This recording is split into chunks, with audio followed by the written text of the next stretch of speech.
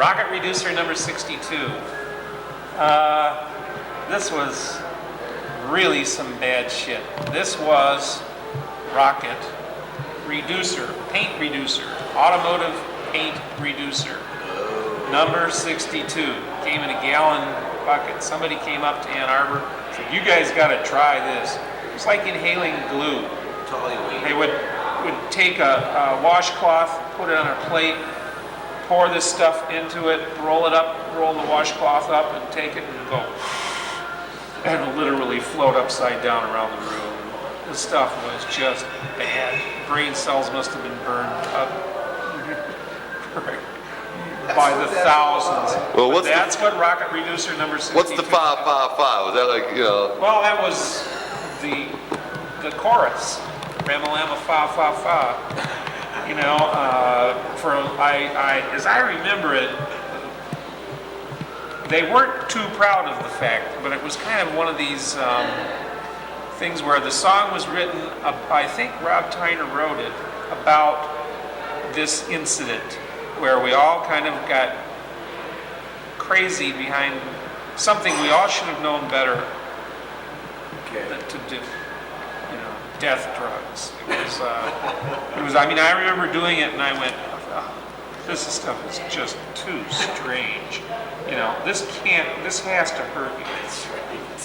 So, but a lot of people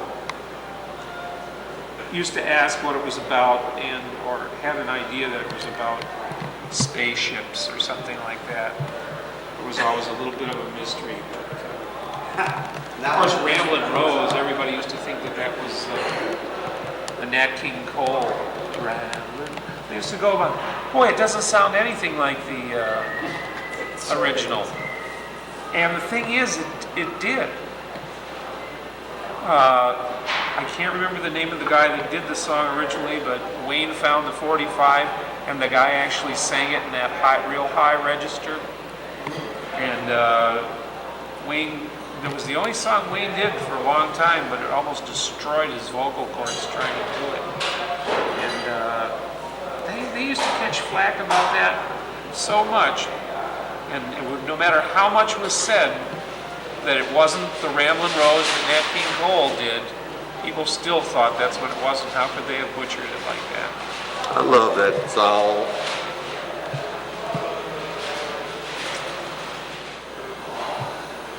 Oh boy, it's hard to believe Rob died. 3 years ago. I was quite impressed when I got your card on Halloween, and I still could not figure out who it was from. Big. You know Billy G? Tell him about Billy G. You know Billy G? No, you might have seen him. Billy G was like he was like a J.C. Crawford. You know, He was, that's very what I thought similar. it was when I first saw it. And Billy G introduced me to the MC5 a couple times. I was out there placing Hamburg. I also went backstage with him twice at the Grandy Ballroom, and I mean that was all new to me. But I went back there, and Billy G was just like slapping five with everybody. I mean, it was like old home, you know. I was just in awe just being there, and that's what I was there. Like. I was in that little room at the stage left. Yeah, little room.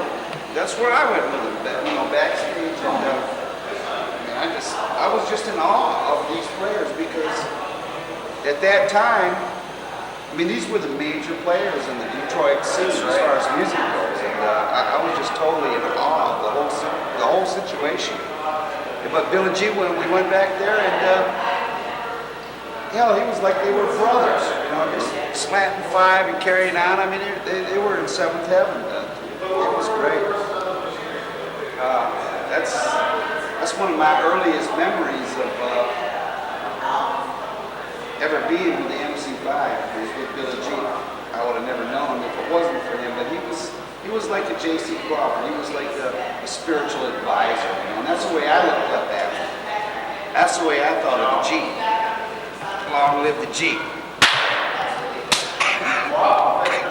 Don't slug me so Testify, hard. brother.